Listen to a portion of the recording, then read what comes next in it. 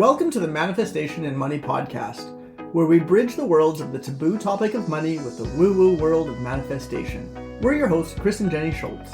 We're not just about dollars and cents around here.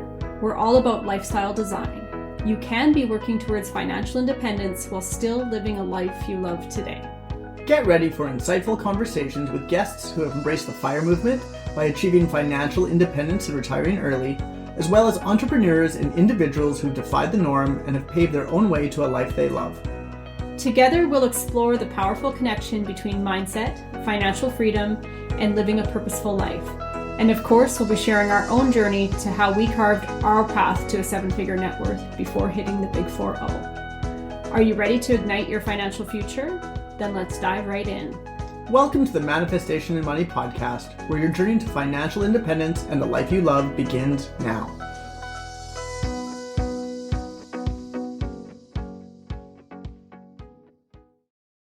Are you tired of those golden handcuffs, ready to ditch the 9-to-5 grind? Maybe make your side hustle your main gig? Listen today as I chat with Katy Suik as she shows you the possibility of pivoting into entrepreneurship, that you can move into work that is more fulfilling, and maybe even where you get to call the shots. Welcome to the Manifestation and Money podcast, Katy. Oh, thank you for having me. I'm so excited to be here. I'm so excited to have you here today. So can you please share a bit about you and your story? Of course I can. I am Katy, for anyone who does not already know me. I am what you would call a clarity coach for purpose-driven entrepreneurs. Only landed on this in the last 6 months because previous to that, I did a lot of life coaching, but I couldn't get clear about what exactly I did. Now I realize that my coaching really specializes in helping people transition out of traditional employment into not just any business, but a purpose-driven, passion-driven, heartfelt endeavor that not only creates impact, but also income, because we like money too. That is what I do. And when I'm not busy doing the things, I am with my family. I've got 3 teens now, and I've been married to my hubby for, I guess this is 20 years this year. So that's a little bit about me. Wow. Yeah. Congratulations. 20 years. That's a milestone one. Right? It's huge. Mm-hmm. So, exciting. Oh, and you asked me for the story. So really, in short, I opened my business in 2011, and I had at that time a 9-month-old and 2 little toddlers running around. And so for the next 5 years of that business, I spent a lot of time just trying to fake it till I make it kind of deal. And I was getting coaching clients. I was doing the things. I knew this was my calling, my purpose, but it was very difficult financially to make it all work, and couldn't justify daycare, tried to work part-time, did all the things. There was a lot I learned in what I call my university of mistakes. So 12 years of making a lot of mistakes, doing everything the wrong way so that I could become well-educated, shall we say, in what not to do when it comes to building out a business. So I'm really passionate about supporting entrepreneurs, especially when it comes to understanding the why behind what they do. Why does it even matter? Understanding how their mindset is set up to help them or hinder them. And of course, when it comes to strategy, helping them build out what's going to be effective. So that's a bit of my story in short. Of course. Nice. So many of our listeners around here are striving for financial independence. Some of them are at a job they love. Some of them are entrepreneurs who are already creating their own cash flow. And some of them are truly dissatisfied at the job they're currently at and just in that dream state of the entrepreneurial world. So why do you think taking that leap from having a job working for somebody else, switching into the entrepreneurial world is so hard for so many people? Because there are a lot of obstacles, both seen and unseen, to contend with. And if you don't have the right support in place and the right steps in place, it can be a very quick dead end. And what I talk about with people is, if you feel in your heart of hearts, deep down, that you're called into something, you know that you're meant to open that florist shop, or you know you're meant to help people who can't read, or whatever your thing is that pulls you out of what I call the conventional lifestyle. So if you're going in, clocking out, and fitting the box of what's expected of you, but you feel like a part of you is dying inside, then I absolutely would say that in spite of all the challenges that are in store for those of us who choose entrepreneurship. So worth it. So worth it, because the kind of impact you can create when you follow your heart and you do the thing that you were essentially created to do is incredible. I like to talk about the statue of Michelangelo. I can't talk, apparently. If you think about how that statue was built, it started out as a slab of marble, right? And over time, it was carved at, it was chipped away at, it was pruned, if you want to call it that. Eventually, this beautiful statue appears. It's like that for entrepreneurs. We start out as a slab, and we might not know the shape or the texture or even the end result of what we're trying to create. As long as we're picking away at it, chipping away at the stuff that's not working, and contend with all of the, let's be real, when it comes to entrepreneurship, it's like having a mirror of all your insecurities shown back to you. And it's an opportunity like no other to grow and expand in ways that aren't necessarily comfortable, but so liberating in the end.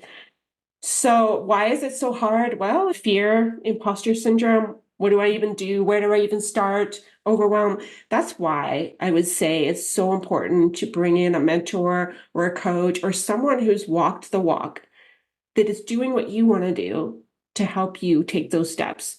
And nobody's asking you to jump off and do it irresponsibly. Don't quit your job today, please, and go and start your business tomorrow and expect to make millions, because that's not true. I don't care how many marketers out there are telling you that's true. It's not true. It's hard because it's a whole new way of being, and it's scary. Yeah, it is scary. And you just made a very good point there. You don't have to just rip the Band-Aid off at your current job and be like, okay, I'm out and I'm going to go start something. You can be like, I'm dissatisfied where I am. What options do I have? And be building something. And the job might even feel not as dissatisfying if you are purposely building something alongside it. 100%. I've heard you reference a job before as golden handcuffs. So what does that mean? Well, Jen, I've interviewed a lot of people. I've ran a number of virtual events, summits, and one of the people that I interviewed, her name is Erica Carrico, and I remember her saying to me that security as we know it is an illusion. And she said, when you are working in the corporate job, say, and you are only hanging in there for the pension and the steady paycheck and the pat on the back to say you're doing a good job, you're essentially wearing golden handcuffs. It's like, I'm hanging in there, even though there's a part of me that's dying, I am locked in by this perceived security.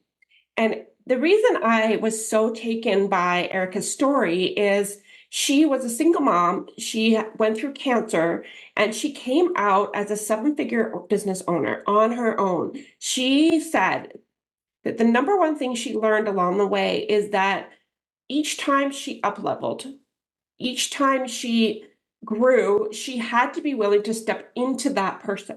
So you can't operate a 7-figure business the same way you might operate a 5-figure business. You've got to be a different person at that level. And she said that what she did is she left a very high stress corporate job. And this is a lot of people that I talk to. I'm amazed how many people tell me something similar to this. They leave the high end, super demanding corporate job because they burn out. In her case, she ended up with cancer and her whole life just came tumbling down. And as much as she was good at her job and she was dependent on the income, she paid for it with her health. And so golden handcuffs really is buying into the illusion that your security lies in this box that you've settled into. And for her, it was about, okay, cancer's just kicked my butt. I'm not going back to the job because I realized the price I've paid for this.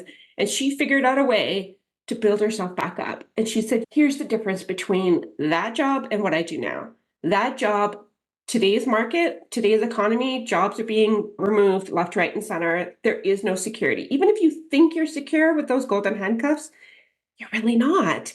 She said, but now, even if everything disappeared today and I lost everything, I have this beautiful set of skills that I can simply just rebuild. I know how to do that now. That's security. And I was like, oh, of course. And that's not to say if you love your job and you're working in a corporate environment and it works for you, Awesome. Great. Entrepreneurship is not for everyone. Mhm. But if you're one of those people that's like, oh, what I would give to, maybe it's because there's something else out there for you and you just need to step into it. That was a well-painted picture because I used to live that life a decade ago before I decided to take the plunge and switch gears. And what you said there touched on so much of the way I was feeling. And just I would see coworkers get fired. Go pack up your stuff. You got to leave like now. Then what? You have so much more control, I think personally, in an entrepreneurial world where you can set up a business, you can set up a couple different income streams. So even maybe you have more than one income stream coming in, giving you more security than a single job somewhere where somebody else is telling you what time to show up. Somebody else is telling you when you can take holidays. Somebody else is telling you how many sick days you're allowed to take. That's just my own personal feelings about the job world. Yeah, I would agree with you. And you've been there. I've been there. I guess it's what price do you want to pay? Do you, as an entrepreneur, obviously financial freedom is what you're aiming for, but are you willing to be a little uncomfortable? Because you don't get the guarantee. But if you're building the right skills, you're creating way more security than if you get let go suddenly tomorrow from your job. So, yeah. And I'm sure people go through the what ifs all the time. And you've talked to a lot of people who are doing this transition. So, what are most of those common reasons or excuses you hear that pop up for them of why they shouldn't make the transition? Money. There's a definite fear around money. And even myself, I struggled with that for years because we have developed an employee mindset, trade time for money, right? And it's very hard to step out of that box and think about the possibility of being able to create it in multiple different ways.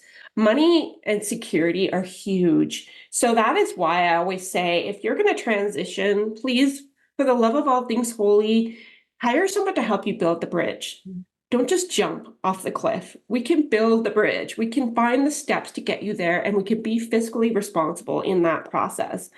That being said, you probably know this, Janice, as well as I do, that being an entrepreneur requires you to completely shift your money mindset overall. You've got to do an overhaul. You can't think in terms of time, like my hour equals this many dollars. We have to get out of that whole context and step into something that's more about ease and flow, and it not being every 2 weeks I get this much money. It's a different mentality altogether. So that can be scary for people to lean into that. And I get it. I'm not discounting that at all. The other thing is fear of failure, but also fear of success. What if I trade my golden handcuffs for a new set because I create this thing that's so successful that I just burn right out? Very possible. And that's why it's so important, again, to be bringing people into your world that have been there, done that can help you navigate that process. And if you fail, I've just learned to take a completely different approach to failure. Fail forward. Every failure, my 12 years of mistakes, ultimately brought me to this moment. I couldn't have got here if I hadn't done all of the wrong things. So those are just a couple examples. There's a lot of things around, like, who me? Am I really capable of that? That's why I talk about mindset so much, because a lot of what you believe to be true about yourself is ultimately going to impact how you go about building your business. And you saying failure there made me think of anytime Chris and I have come up with a quote unquote failure in one of our businesses. It's not fun to go through, but it has actually turned into a lesson and either caused us to put in a new procedure or a new policy or a new way of doing something. Maybe it's even just more articulating something more clear to an individual so that we don't have the same kind of thing happen in the future. So as tough as failures are in the moment, they usually have a positive spin for the future version of yourself. And why do we think that we shouldn't fail in entrepreneurship when we fail in every other aspect of our life in some capacity? I mean, I fail to go to the gym as often as I want to, so therefore I'm not as fit as I want to be. Does that make me a failure? No, it just means I get to look at what's not working and adjust. So I feel like even in your job, there's risk of failure. There's risk of people thinking that you're a quack and they need to tell you to leave. Perspective is everything, is really what I'm trying to say. It really is. Yeah, that's so true. And so you're a certified coach and you have a whole collection of tools in your tool belt. So what is something that someone can do right now to help them have more clarity or confidence on their path from shifting from that job world to entrepreneurship? It's really simple, really, but it requires you to take time out and to be really quiet, free of distractions for a minimum of 1 hour. Can you do that? 1 hour. Get a pen and paper out, get your journal out, ask yourself the question, what do I want? And don't stop there. Why? Why do you want it? So if I want that beautiful house on the beach in Hawaii, great, but why? Is it because I hate the winter? Is it because I want to be able to swim in the ocean every day? What is the real why behind the desire? Because I'm telling you, if this doesn't motivate you and get you so excited, you're not going to be able to get off the runway. This is the fuel. This is the stuff that gets you through the hard stuff. This is everything. Why does it matter? If you're a person of faith or you're a person that's just really passionate about something, it matters to you that you make a difference in that thing. Why? Because if you don't, you're going to live with regret and you're going to be like, why didn't I do something about that thing? And there's nothing worse than regret. So really, it's that simple. Please just give yourself the gift of time to get into your heart. And there's a big distinction here between getting in your head versus getting in your heart. Your heart is the compass. It knows. Your head's going to be like, what the hell would you do that? What's wrong with you? Who are you kidding? So get out of your head, get into your heart, ask yourself the question, what is it that I want and why? Yes, that is my favorite question. So I love that is the tool that you use, because I think we go through life so often just on autopilot, day after day after day on autopilot. So a year flashes by, 2 years passes by, and you might not even be living a life that you want. And if you can just sit back and say, what do I want? And be able to intentionally be like, oh yeah, I need more of this. I need more coffee dates with friends. I need more connected time with my kids. I need to go on some more dates with my spouse. They're not necessarily these big, huge things, but just to get intentional about them. And oh yeah, I actually really hate my job. Oh, what can I do here?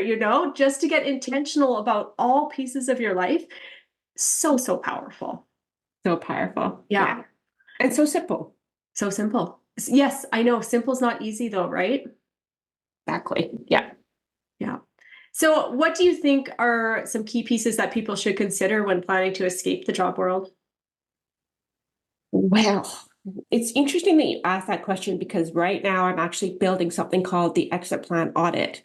And I'm answering that question. What are the pieces? And so here's what I've come up with so far. Number one, what is the timeline? Do you want to leave in 6 months? Do you want to leave in a year? Are we talking 3 years? I personally don't like anything to be that long because it just feels almost intangible at that point. However, maybe that's your thing. So what is the timeline? What is it going to look like financially? How much do you want to put away to make this possible every month and consistently? And how are you going to align the priorities around you to meet that goal? Because it may mean, okay, in order to make this happen, I need to give up my daily trip to Starbucks for a while or whatever it is. So there's the money, there's the timeline. Also, I don't want to dissuade anyone ever, but the people that survive entrepreneurship are so committed. They're all in, blood, sweat, tears. You've got to be ready to step into that arena. And so there's a bit of an assessment period where it's like, is this something that I want? And am I so committed that I'm willing to take the punches? Am I willing to confront the lions in the den? What am I willing to do to make this happen? So those are so money, timeline, really asking yourself, is this something that I know is for me? And if it is, great, you don't have to do it alone. And the other thing is, this is really, really, really important. And I've mentioned it a couple of times. Who's going to be the tribe to help you? If you have a spouse or a best friend that wants you to stay safe and keep you playing small and can't fathom letting you do this thing, what is it going to take for you? And is it about believing in yourself so that you can roll in the belief of other people? Because you have to start with you. You can't put that on anyone else. And who do you need in your circle to help bring this forward? So someone like you, Jen, you've been there, done that. Being a mentor or being someone that people can look up to is really powerful. Because if you just, the thing I always come back to is you don't know what you don't know, period. So why would you get on a sailing boat and drive the thing if you've never stepped on one in your whole life? You're probably going to end up like who knows where and lost, and you're not going to know how to, yeah, it's like that. It's, if I could go back in time, not that I want to, because those lessons, again, are super valuable, I would hire someone right out of the gate. Help me navigate this so I don't waste time, money, and resources doing all the wrong things. So that was pretty long-winded, but I think we covered some key points. That was good. And your analogy of the sailboat, I just envisioned myself at the beginning of my entrepreneurial journey. I wouldn't go get lost. I would just keep winding back up on the same shore over and over. I'd try to sail, wind up on the same shore, try to sail, wind up on the same shore until, like you said, I found mentors and people doing the things I wanted to do. And those people, like we're going back decades here. Those people today, I can still call on and ask for advice and mentorship. And you need those little beacons of people who are doing the thing that you wanted to do, or even the people, like you said, your little community, people who are also going along on the journey. If you can find a group of people that are also going along that journey at the same time as you, entrepreneurship can be lonely, but if you don't feel alone, you feel like you have your little community, it'll make it so much easier. I like the sailboat analogy. Yeah. Yeah. I should probably just at some point just hop out and sit on the beach, honestly. I'll join you. I'll bring a martini. Okay, perfect. So what is a piece of advice you can offer for anyone wanting to create a life that they love? Piece of advice. Oh, please be true to who you are and what your heart wants. Don't pretend. We don't need more masks and fake people in the world. We need authenticity. We need real people shining their light. And there is a place for you. And if it is entrepreneurship, awesome, because we need people like you to get out there. And yeah, like I feel like this is the core of my belief. And I want to share this with your audience because I want you to hear this. I believe that every single one of us is uniquely gifted with certain skills, talents, passions, interests for a purpose. And your purpose can only be found inside of you. It's not out there, by the way. Don't go looking for your purpose. It's inside of you. It's about letting yourself get quiet to hear it. And that would be my advice to you. In addition to journaling about what you want and why you want it, what is that for you? And get quiet with yourself. That's where the magic begins. That would be my advice. Well said. Thank you. And I know you have some fun things coming up in your world. So I would love for you to share where listeners can connect with you and what you have coming up here in the near future. I might just so happen to be passionate about this topic. I have a summit coming up, and it's a virtual online event called Escape the Job, Shift from Meaningless Employment to Purpose-Driven Entrepreneurship. In this event, I have interviewed 25 purpose-driven entrepreneur extraordinaires. Like, these are people who are out there doing the thing already, and they all come with such unique perspectives and wisdom and tools and resources. And this whole event, it runs from March 18th to 22nd. You will receive your emails of pre-recorded interviews each day, which means you don't have to worry about the time. You can just watch them maybe the evening after work, or you can watch them on your lunch breaks, but they're all jam-packed with incredible value, and it's totally free. Now, there is an opportunity in there to upgrade to VIP, which is anywhere from 47 to 97, depending on the timeline, US dollars.